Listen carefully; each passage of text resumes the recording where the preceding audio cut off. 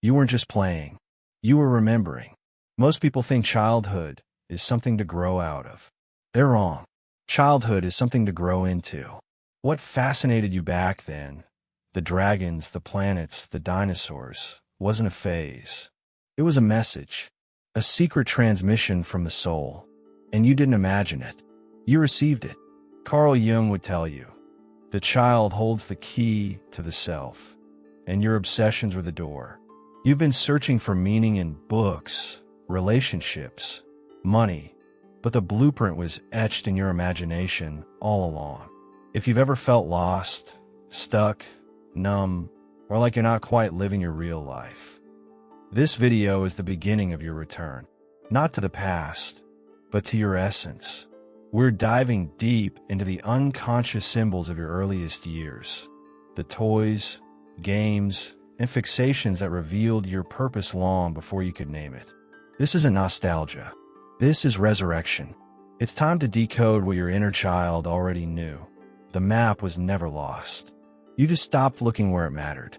Let's go back, not to escape, but to remember, because your future is hidden in your forgotten joy. The symbolic language of childhood. Children don't just play, they transmit.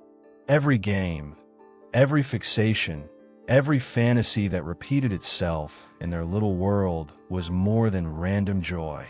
It was communication. Through what adults call play, a child is actually speaking the symbolic language of the soul. That worn-out teddy bear, a mirror for the inner protector. That obsession with mermaids, a longing to return to the feminine mystery, the waters of the unconscious. Carl Jung would say, the child is the father of the man. And what he meant is exactly this. What fascinated you before you could explain it is exactly what you should never have abandoned. A child's mind isn't cluttered by reason or logic. It simply follows the thread of feeling, moving toward what energizes the spirit. And if you look closely, those repetitive passions weren't random. They were archetypes revealing themselves in early disguise. Someone who played endlessly with maps might have been decoding their inner blueprint. A kid enchanted by keys might have sensed their future role as a revealer of doors, an initiator. These weren't just preferences. They were unconscious communications from the self, symbolic obsessions designed to ignite the individuation path before social programming covered it in fog. Let's take imagination seriously, shall we? It's not just mental noise. It's a tool of perception. In early childhood, imagination speaks louder than words. It guides us where logic cannot. And in those moments of pure play, we were rehearsing realities, exploring roles, feeling out the boundaries of identity before the ego calcified. If someone was obsessed with knights, they weren't just playing. They were beginning a conversation with their inner warrior archetype. And if someone felt drawn to building tiny cities, that was the unconscious mind whispering, you are a creator. Psychoanalysis shows us again and again, play isn't leisure. It's destiny rehearsed in miniature. What's wild is how we forget. School trains us to grow up, to swap sacred play for standardized tests. But here's the deal. Your inner child didn't disappear. It just got quieter. It still remembers what thrilled you, what made time disappear. That fascination with weather, those endless afternoons drawing mythical beasts. None of it was random. It was symbolic communication, meaning and memory, soul memory. The signs were all there. You weren't just a child playing with toys. You were decoding your hidden destiny through every action, whispering truth to yourself through sacred play. So before you dismiss those childhood passions as irrelevant or immature, consider this. What if they weren't phases but prophecies? What if your obsession with space wasn't about stars, but about the vastness of a mind? What if your fascination with secret doors wasn't about hiding, but about discovering the unconscious? We didn't waste time as children. We explored our mythic pattern, lived inside our fantasy and psyche.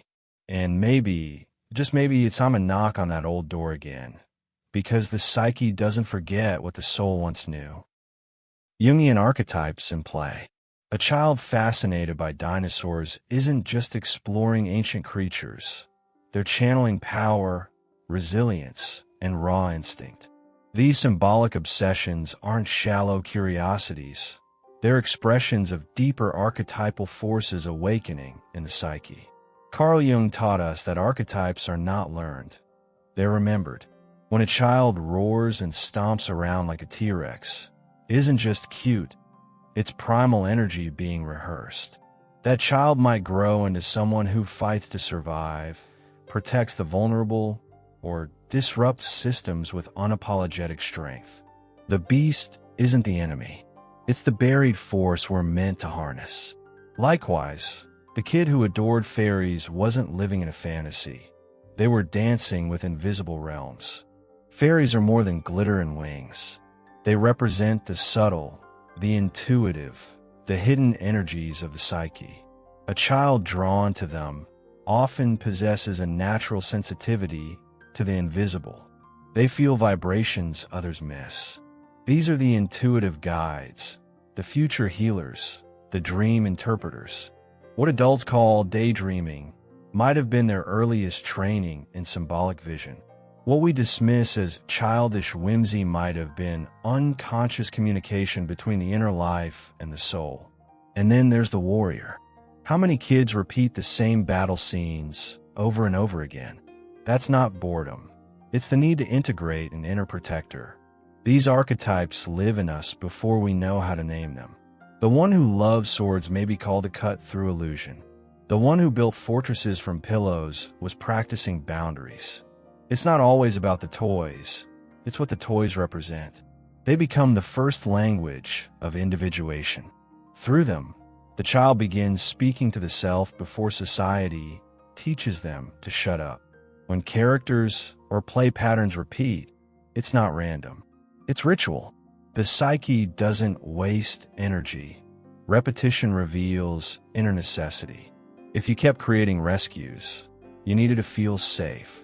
If you kept making potions, you were drawn to transformation. The unconscious mind uses imagination as guidance, and these recurring symbols are dream fragments enacted in daylight. Jungian symbols are everywhere in childhood, if we dare to look. That's why journaling about your earliest fantasies or recurring games can be revelatory. You weren't just playing, you were mapping your inner world. And now, as an adult, the invitation is simple. Look back, not with nostalgia, but with curiosity. Ask not what did I play with, but what was that play trying to express? What forces were knocking at the door, waiting to be acknowledged? There's a reason you were drawn to dragons, doctors, detectives, or dancers. Each one was a mirror. Each one was a whisper from the unconscious saying, "This is a part of you. Don't forget." And sometimes, those whispers still echo, if you're willing to remember where the game left off. Soul Blueprint revealed early. Long before we knew the meaning of purpose, we were already living it. Those childhood obsessions, the ones we couldn't shut up about or stop thinking about, weren't mere hobbies. They were echoes from the soul. In the philosophy of Carl Jung, the child is closest to the unconscious, still swimming in the waters of the self. We remember what we came here to do before the world teaches us to forget. The joy wasn't random. It was a breadcrumb, a cosmic fingerprint of your hidden destiny, left there to be rediscovered when the noise of the adult world got too loud. When someone lit up talking about the weather, about volcanoes, or about mythical creatures, they weren't just being curious, they were rehearsing their calling. The human mind is wired to respond to what it recognizes as familiar, even when it can't explain why. That's the thing about soul memory. It doesn't argue, it pulls. Psychoanalysis reminds us that our fascinations are never meaningless. They're symbolic data points. Your fascination with storytelling might have been the early spark of a future healer or myth weaver. Your obsession with fixing broken toys might have been the first step on the path of becoming a restorer of broken spirits. And yet, somewhere along the way, we were told to be realistic, as if reality had anything to do with taxes, concrete, or job titles. No, reality begins with the soul's truth, and it's often written in the language of early play. But the world teaches us to forget. It hands us a mask, a persona, and says, "This is who you should be." And slowly, we stop listening to that inner child, the one who still remembers the blueprint etched into imagination. The archetype gets buried. The flame dims, but the longing never dies. Here's a practical invitation. Write down everything you were obsessed with between ages 5 and 10. List them out. What did you draw? What did you talk about?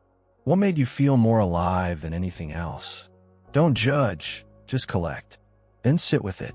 Ask what archetype was living through you back then.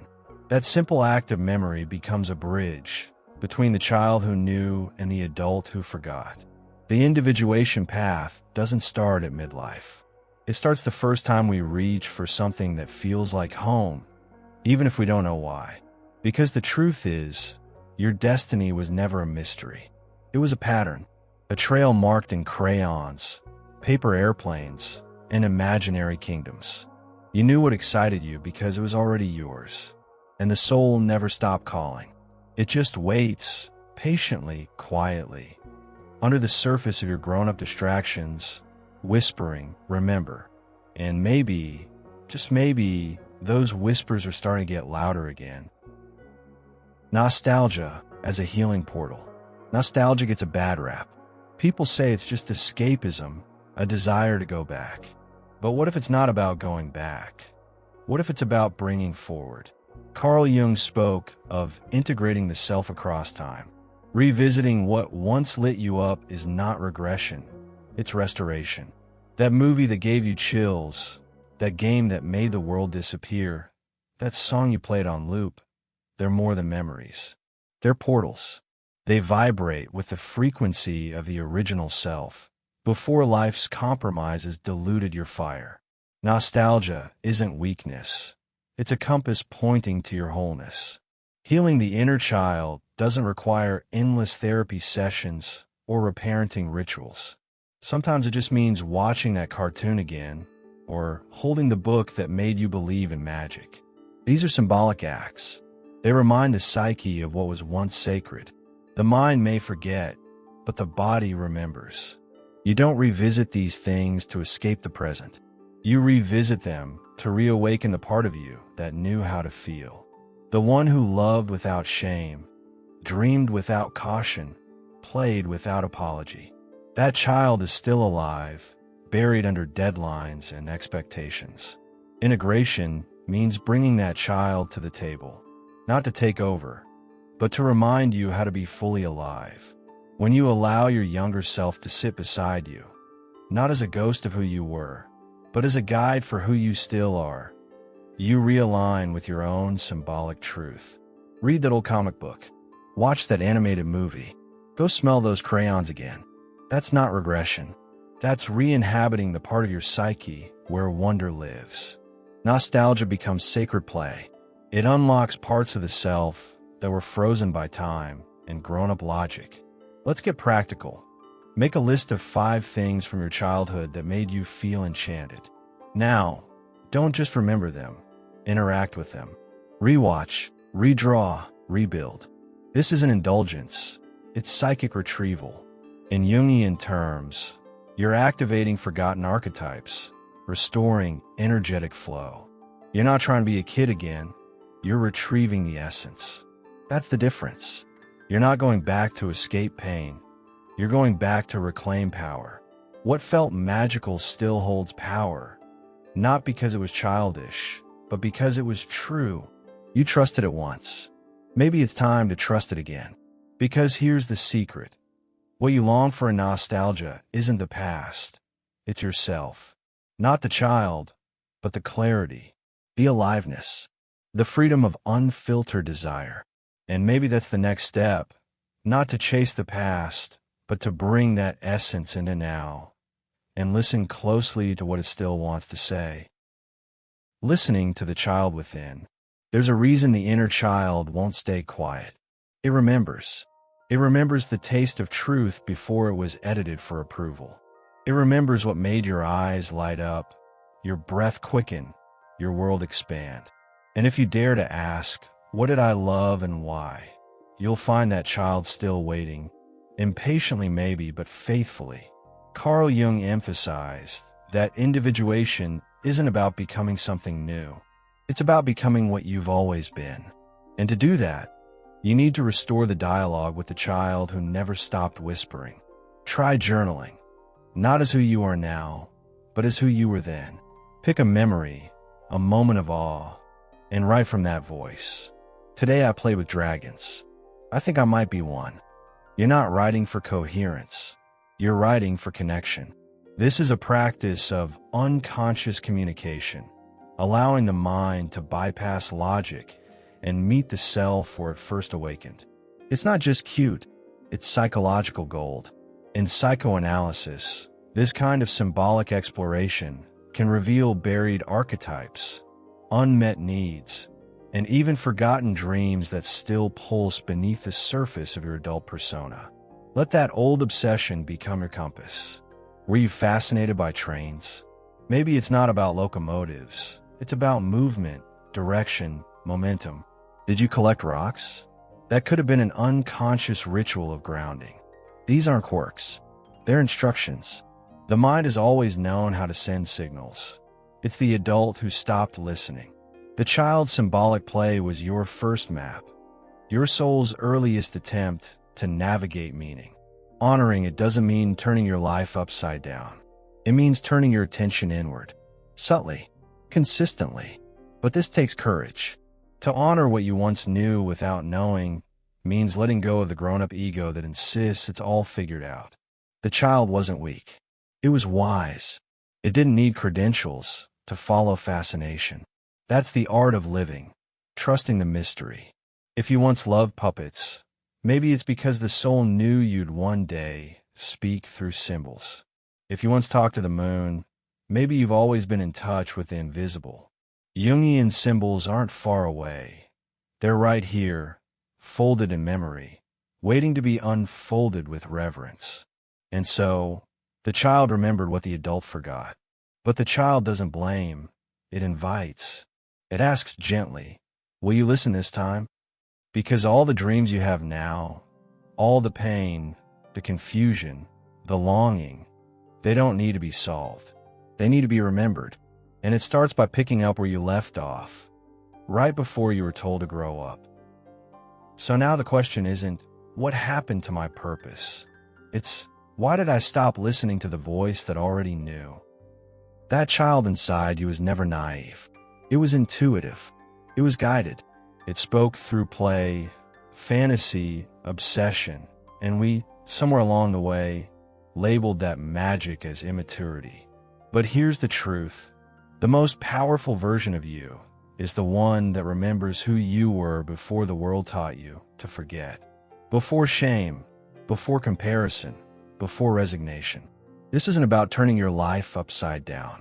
It's about turning inward, quietly, reverently, and asking, what did I once love without apology? What lit me up before I was told to dim it down? Because your inner child isn't gone. It's buried beneath your performance. And every time you revisit an old obsession or reconnect with a forgotten joy, you're not regressing. You're reactivating. You're aligning with your individuation path, your symbolic truth, your soul's blueprint. So now I'll leave you with a challenge.